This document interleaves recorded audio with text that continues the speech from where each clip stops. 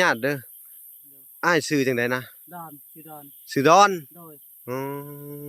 โดยก็ได้เห็นแต่อันทั้งอันช่องอันเขาบอกพรบ่น้อยบ่สัญญาเพิ่นมาถ่ายเนาะโดยแล้วก็มีทั้งอัน FC เพิ่นก็ว่าแนะนำเข้ามาแล้วก็มีทั้งผู้ใหญ่เพิ่นก็ให้เข้ามาเนาะโดยเขามาเยี่ยมมายามเอ้าก่อนอื่นเบิดก็สิได้มอบข้าวมอบของก่อนนักถือในมือนี่เนาะโดยโอ้ยอ้าวนี่โอเคอะไรโดยอันนี้ก็คืออันของทางอันแม่ทอนแก้วเด้อโดยเป็นเงินแม่ทอนแก้วเพิ่นเนาะก็ทั้งเบิด130,000เด้อโดยก็มีปลากระป๋องแล้วก็มีไข่เด้อแนวจำเป็นเนาะขออนุญาตถามทางไอดอลเบิ่งเด้อเนาะอัน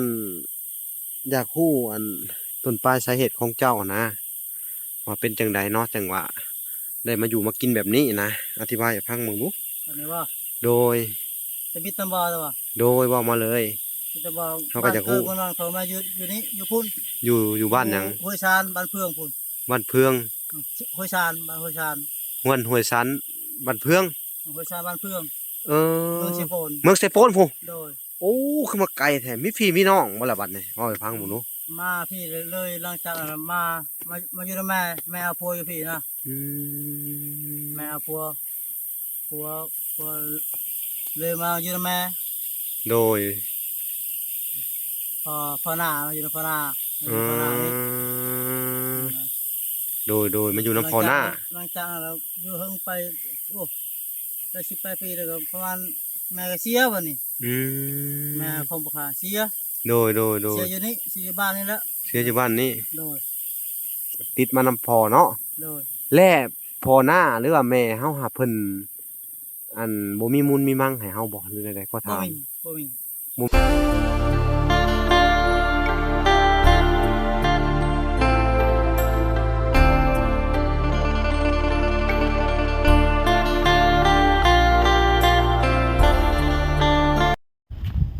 กับสบายดีพ่อแม่พี่น้องเพื่อสู่คนเนาะก็ยินดีเข้าสู่ช่อง YouTube เป่าละสายบุญคุณธรรมคือเก่าเช่นเคยพี่น้องทักทายสบายดี FC ทางฝั่งไทยและ FC ทางฝั่งลาวและ FC ทางต่างประเทศนำเด้อพี่น้องเนาะสบายดีพ่อแม่เนาะอยู่ทางเมืองนอกเมืองนาเนาะที่รับชมเบาลาอยู่เนาะทุกหมู่ทุกบอลนำพี่น้องเนาะทั่วโลกพี่น้องเนาะที่รับชมอยู่พี่น้องเนาะมื้อนี้กะเบาลาก็จะไปเบิ่งทางอันครอบครัวอันทางเบาดอนเนาะก็ถือว่าเบาดอนก็เป็นลูกกำพร้าเนาะพี่น้องเนาะลูกกำพร้าผู้ที่ว่าอาศัยอยู่นำอันคนอื่นพี่น้องเนาะที่บ่แม่นพี่แม่นน้องเนาะเพิ่นก็มาขอความช่วยเหลือทางทีมงานเฮาเนาะก็มีทางอันเบาพรแล้วก็เบาสัญญาเบาน้อยเนาะแต่เขาไปถ่ายเนาะแล้วเบาลาก็เพิ่นก็ให้อัน FC เพิ่นก็อยากให้เบาลาไปถ่ายนำแน่ไปเบิ่งทางเบาดอนว่าเป็นกินอยู่จังไดเนาะเป็นแบบใดแน่พี่น้องแล้วก็เรื่องราวของไอดอลเนาะอันเป็นไปมาอย่างใดก็ยังบ่ฮู้เนาะพี่น้องเนาะเฮาก็บ่ฮู้ว่าเรื่องต้นปลายสาเหตุเนาะของเรื่องของอันบอดอนนี่เป็นไปมาจังใดเนาะเฮาก็ยังบ่ฮู้เนาะก็สิให้ทุกคนไปเบิ่งและไปติดตามนำกันเนาะก็ถือว่าทั้งมื้อนี้ก็มีทั้งอันผู้ใหญ่ใจดีเนาะก็ถือว่ามีทั้งแม่ทอนแก้วล่ะพี่น้องที่ว่าเพิ่นให้อันบ่ล่ะเนาะหรือว่าฝากเงินไว้นำบ่ล่ะให้เขาไปจอบเบิ่งทางอันไอดอลเพิ่นเนาะพี่น้องเนาะมื้อนี้บ่ล่ะก็จะได้เดินทางเข้าไปกับอันทางบ่พรแน่เนาะแล้วก็ทีมงานเฮานั่นแหละเนาะสิได้เข้าไปเบิ่งว่าไปสอบถามเรื่องราวของทางไอดอลเพิ่นเนาะชีวิตเพิ่นก็น่าสงสารพี่น้องก็ยังบ่ฮู้ว่าสิเป็นจังใดเนาะแล้วก็เรื่องราวของเราของไอดอลว่าสิเป็นไปจังใดมาจังใดเนาะให้ทุกคนไปติดตามและรับชมแล้วกันเนาะโอเคเนาะทุกคนเนาะก่อนสิไปรับชมคลิปนี้เนาะฝากทุกคนไปติดตามและรับชมนำกันพี่น้องนะคือบ่คำโฆษณาพี่น้องแล้วก็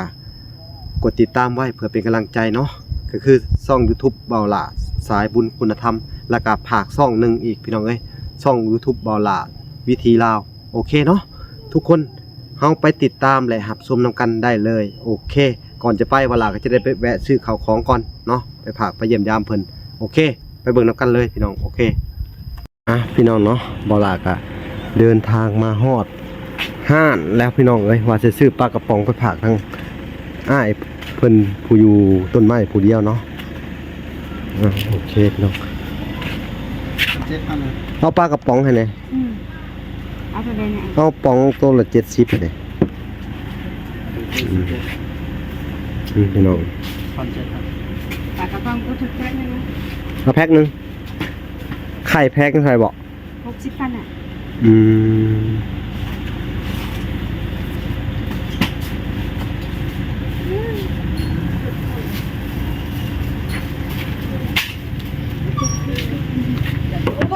ช่าง จะมาหาบ่เอาอีกเครื่องเอาแล้ว อืม เดี๋ยวตกใจ ตกใจหมดได้เอาตลอด พี่น้องเอ้ยก็จะใส่เป็น ย่างที่ซื้อ ปลากระป๋องแล้วก็เอาไข่น้ำเนี่ยแพงหนึ่งเลย ไข่แต่นึงเนาะ อืม ไข่แต่นึง เอาแพงหนึ่งเลยเนาะก็จะใส่เป็นเงินทางแม่ถอนแก้วคือเก่าพี่น้องเอ้ยเนาะเวลาก็จะซื้อของไปฝากคุณเนาะเวลาบ่ได้เคยเข้าไปหลังจากทีมงานเข้าไปเนาะพี่น้องเนาะเข้าไปหาทางอ้ายเพิ่นทางเบิดเท่าไหร่เนาะ เอาเท่าไหร่ หน่อยเบิ่ง 10รวม77ละ137 37เนาะ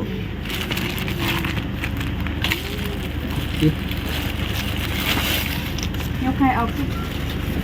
อันนี้ก็เป็นปัจจัยเนาะทางแม่ถอนแก้วเพิ่นพี่น้องเอ้ยเนาะเพิ่นก็ฝากไว้น้ำมะละเนาะมะละก็จะได้นำปัจจัยเหล่านี้หรือว่าอาหารการกินเหล่านี้ไปช่วยเหลือทางอันอ้ายเพิ่นผู้อยู่ผู้เดียวผู้เป็นลูกกำพร้าพี่น้องเอ้ยเนาะโอเค เป็นเช้าแล้วเป็นประจำนี่แหละ อืม อ้ายมันเป็นร้อยบ้านอ้ายที่ คือว่า130พี่น้องเอ้ย ร้อยบ้านย่างตรงนี้บ่อยบ่ตื่นก็ได้ของอ้ายได้ มัดให้เด้อ จ้า อืม อ้ายมันเอา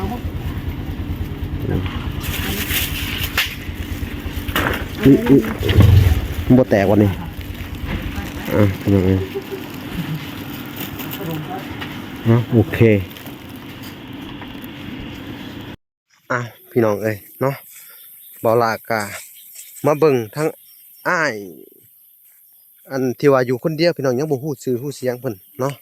เฮาก็ลืมชื่อลืมเสียงเพิ่นเนาะเฮาอันบ่ได้ถามทีมงานเนาะเพิ่นก็ว่าเพิ่นอยู่ในป่านี่แหละพี่น้องเอ้ยเนาะก็สิเข้าไปเบิ่งนํกันพี่น้องเอ้ยไปกินอยู่จังใดเนาะก็มีอันหลายๆคนก็เม่นเข้ามาอยู่ว่าให้มาเบิ่งดูเพิ่นว่าอ้ายที่นอนอยู่ในป่าพี่น้องเอ้ยงูเพิ่นเฮ็ดหยังอยู่โอ้อุ้ยพี่น้องเอ้ยเพิ่นนอนอยู่ในป่านี่พี่น้องเอ้ยโอ้เห็นยังน่ะโอ้โดยสบายดีโดยสบายดีพี่น้องเอ้ยอันนี้คืออันน่ะเจ้าขออนุญาตเด้ออ้ายชื่อจังไดนะ ดอนชื่อดอน ชื่อดอน โดย อ๋อโดยก็ได้เห็นแต่อันทั้งอันช่องอันเขาบอกพรบอกน้อยบอกสัญญาเพิ่นมาถ่ายเนาะ โดย แล้วก็มีทั้งอัน FC เพิ่นก็ว่าแนะนำเข้ามาแล้วก็มีทั้งผู้ใหญ่เพิ่นก็ให้เข้ามาเนาะ โดย เข้ามาเยี่ยมมายามจะเป็นจังไดอยู่ดีมีแฮงเนาะ โดยจะดีมันให้อยู่ เอามานั่งคุยกันก่อนเนาะ โดยเป็นจังไดมานั่งคุยกันเบิ่งดูเนาะเรื่องราวชีวิตมันเป็นแนวใดเนาะเฮาก็บ่ฮู้เนาะจักสิว่าจังไดพี่น้องเอ้ยเอาก่อนอื่นเบิดก็สิได้มอบข้าวมอบของกันนักถือในมือนี่เนาะ โดยโอ้ยอ้าวนี่ โอเคละ โดยอันนี้ก็คืออันของทางอันแม่ถอนแก้วเด้อ โดย เป็นเงินแม่ถอนแก้วเพิ่นเนาะก็ทั้งเบิด530,000เด้อ โดย โดยก็มีปลากระป๋องแล้วก็มีไข่เด้อ โดย แนวจำเป็นเนาะโดยพี่น้องเอ้ยเนาะเป็นจังไดอยู่กินจังได อยู่แบบนี้แล้วเนาะไม่เยอะเนาะ อืมคือว่าเห็นน่ะเป็นไข่เป็นหยังบ่ ซึ่งก่อนเป็นใครเลย เป็นไข่อีหลี โดยเอ้านั่งลูกขอนั่งเลย มาซื้อให้ทำซื้อยา ซื้อยามากินเลยสักยาละดีแล้วบ่ ใครแน่ ใครแน่ ยังบ่ได้ ยังปวด ยังปวดอยู่ ไปเฮ็ดให้ใส่หน้าซอยเขาอยู่บนนี่ โดยไปไทยนาใช่เขา อ๋อคือเห็นขึ้นมาแต่พุ่น โดย เนาะอืมเนาะขออนุญาตถามทางไอดอนเบิ่งเด้อ โดย อันอยากฮู้อันต้นปลายสาเหตุของเจ้านะว่าเป็นจังใดเนาะจังว่าได้มาอยู่มากินแบบนี้นะอธิบายให้ฟังมึงดู ตอนนี้ว่า โดย จะบิดตำบอตัว โดยว่ามาเลย บิดตำบอ เขาก็จะฮู้ บ้นนอนเขามาอยู่นี่อยู่พุ่น อยู่บ้านหยัง ห้วยชานบ้านเพื่องพุ่น บ้านเพือง ห้วยชานบ้านห้วยชาน ห้วยสันบ้านเพือง ห้วยชานบ้านเพื่อง เอ เมือง อ เชโปน เมืองไซโปนพู โดย โอ้คือมาไกลแท้มีพี่มีน้องบ่ล่ะบัดนี้เอาให้ฟังหมู่หนู มาพี่เลยหลังจากนั้นมาอยู่กับแม่เอาพัวอยู่พี่นะ อืม แม่เอาพัวเลยมาอยู่กับแม่ โดย พอหน้ามาอยู่กับพอหน้ามาอยู่กับพอหน้านี่นะ โดยมาอยู่น้ำพอหน้า หลังจากนั้นเราอยู่เฮิงไปโอ้ได้18 ปีแล้วก็ประมาณแม่ก็เสียวันนี้ อืม แม่คงบุคาเสีย โดย เสียอยู่นี่เสียอยู่บ้านนี่แหละ เสียอยู่บ้านนี้ โดยเสียเราเขาก็บ่มีทางไปเลยไปไทย เออเห็นงานอยู่ไทย อยู่ไทยประมาณปีนึงพี่กลับมาคือเก่า เออก ลับมาแล้วก็ ไปจากปีนะ ปีนึง อ๋อเฮาไปเฮ็ดอันอยู่ไทยไปปีหนึงแล้วกลับมาเนาะ โดย อืม แล้วพอเสียแล้วพอเสียอยู่พี่พอแล้วพอให้ตายหลังจากแม่ตายแล้ว พอใหม่เฮานี่บ่ พอหน้านี่โดย อืม ตายคือกัน ตายแล้วเฮาเฮ็ด บ่ จั ได้ งได๋ มาเขาอยู่พุ่นอยู่ไทย โดย แล้วพอตายอยู่พุ่นนะ คือโดยขออนุญาตถามเพิ่มเติมอีกคือหมายความว่าเฮามานํแม่เฮาหัดแต่ยังน้อยเนาะ แต่ยังน้อยด้วยแต่อายุสักว่า10 ปีนี่แหละ18 ปีนี่แหละ อ๋อจากบ้านเกิดเมืองนอนแล้วมาเอาอันน่ะ มาอยู่กับ มัน แม่ ยังอยู่นํแม่ โดย ติดมานำพ่อเนาะ โดย แล่พ่อหน้าหรือว่าแม่เฮาหาเพิ่นอันบ่มีมูลมีมั่งให้เฮาบ่หรือใดๆก็ถาม บ่มี บ่มี จัง ยันว่ามีมูลพออันที่ว่าอันนะ บ่ บ่มีเนาะ โดย แล้วก็บัดนี้ปัจจุบันนี่เฮามาอยู่น้ำไผปัจจุบันมาอาศัยอยู่น้ำไผ หลังจากพ่อแม่เสียมาแล้วก็ไปมันคิดอยู่นำเฮือนหลังนี้นะอยู่ประมาณ5 ปีแล้วก็ไป อยู่ทำศาสตร์นะอยู่ปกติดอก โอ้ อยู่พอได้กินข้าว โดย อืม จากมาอยู่อยู่นำเอื้อยนี่อยู่ปกตินะอยู่แบบนี้แหละไป อยู่เอ้ยอันนี้คือพี่น้องก็บ่เรือเลย พี่น้องนี่แหล้วลูกหลานทั้งพ่อพี่น้องทั้งพ่อ อ๋อพ่อหน้าหันแล้วทางพ่อหน้าฮะ โดย แล้วเพิ่นเก็บเฮาไว้นะหรือใด โดยเพิ่นและเบิ่งแยงอยู่กับเพิ่น อื บ่ ม อยู่แท้บ่อยู่แท้อยู่จริงจังบ่อยู่ธรรมดาพ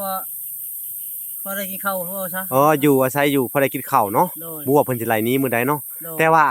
อันนี้หากเพิ่นให้มาอยู่ไปสิบ่หรือว่าเฮามาอยู่ไปสิเอง อยากมาอยู่เองเนี่ยมันเขาเวลาเขาเฮ็ดให้นาเขาเอามานอนนาไว้นอนมันนอนอยู่พี่ โอ้มันลูกหลานเพิ่นก็หลายเนาะ เขาอยู่นอนอยู่ เอ นา อคือปัญหาเนี่ยฮะคืออันมันเกี่ยวกับอันอิหยังคนในครอบครัวเพิ่นแหละเนาะเพิ่นก็บ่มักเฮาแน่บ่หรือใด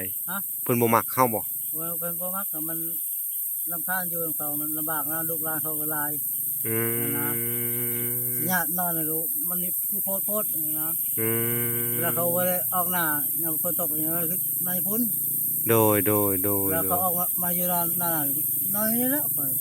นอนแต่อยู่ในไร่ในนานี่เนาะครับ อืม วัดยามหน้ามากะเขามาให้มาหน้ากับบ่ได้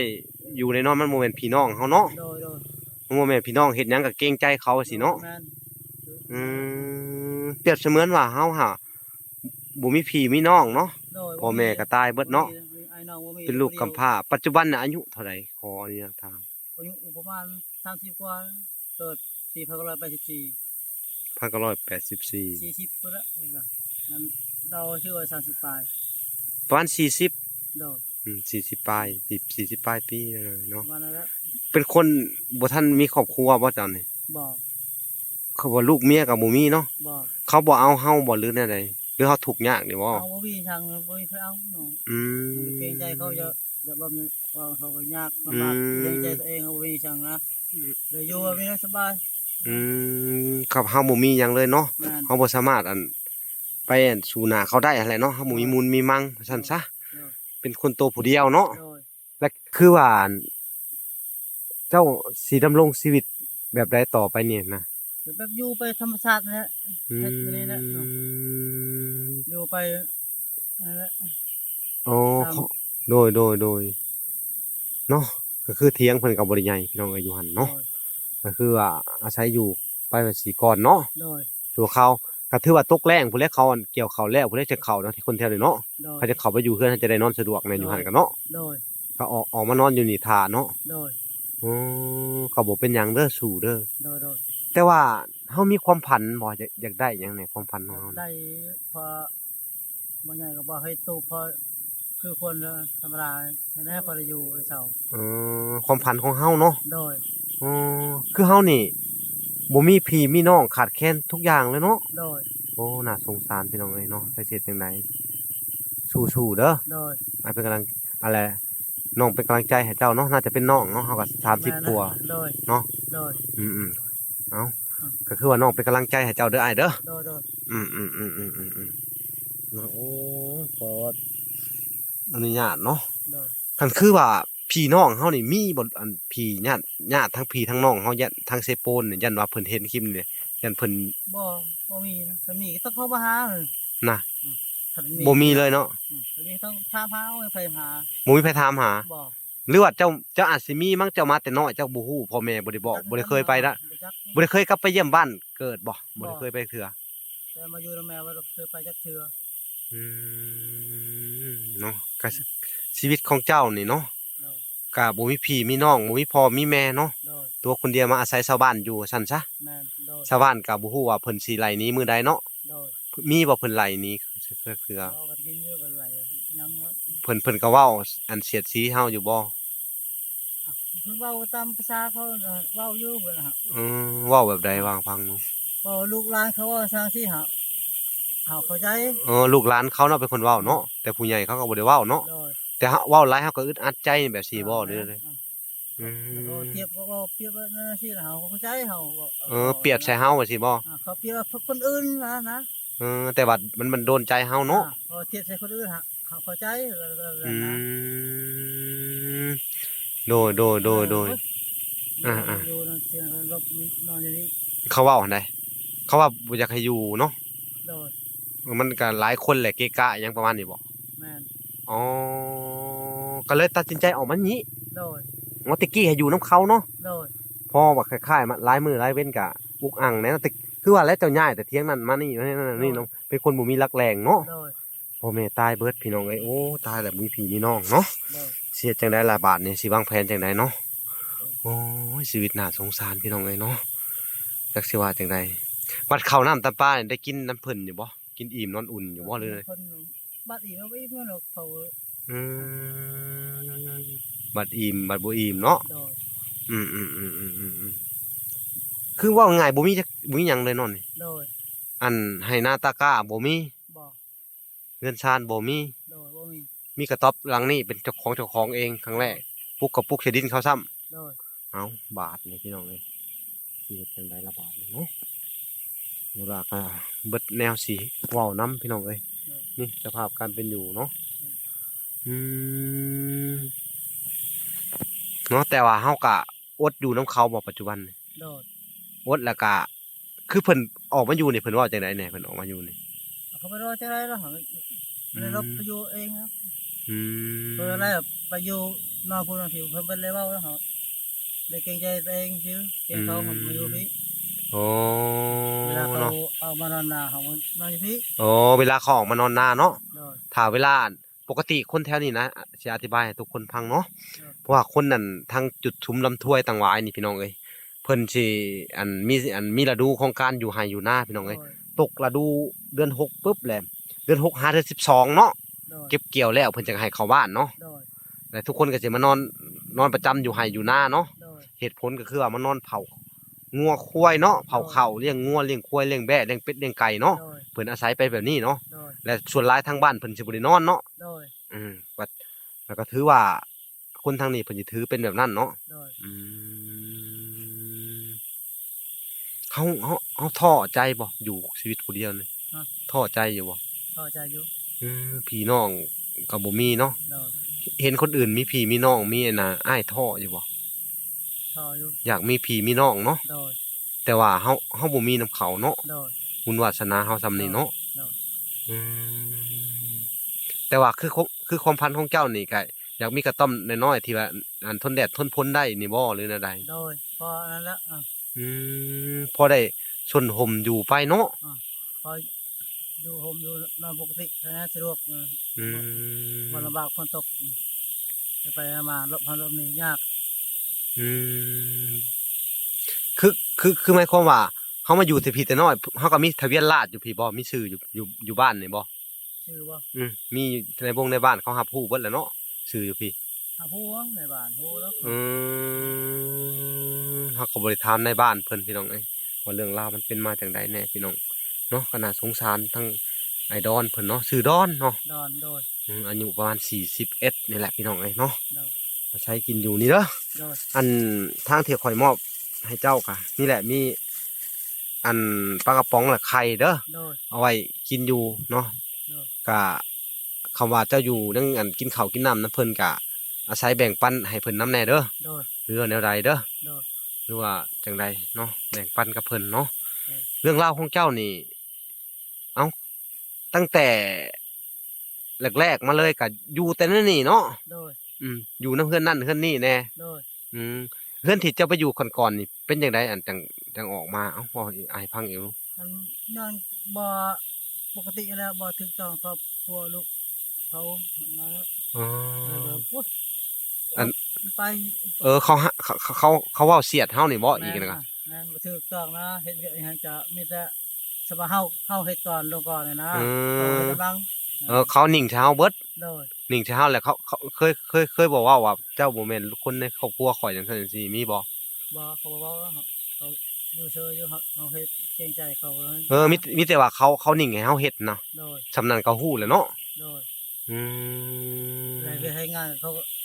าจะเบิ่งแต่เจ้าผู้เดียวเฮ็ดเวียกงาน เบิ่งแต่เจ้า อ่า อื ถ้าล ม งไปจะลงนะลงก่อนลงกัน ก็หมายความว่าทุกสิ่งทุกอย่างนิ่งแต่เจ้าเบิด โดย ไถนากับเจ้าบ่ โดย ขาดหน้ากับเจ้า โดย ขาดแล้วไปลกก้ามาดำอีก โดย บัดเวลากินข้าวเฮากินอิ่มอยู่บ่กินอิ่มสบายอยู่บ่เฮาเฮ็ดหนักซำนี้ ก็บ่นี่บ่อีแม่เนาะกินนั่นแล้ว โดย กินนะ กินหลายเขาเว้าบ่ เขาสิว่าเว้าอยู่เฮา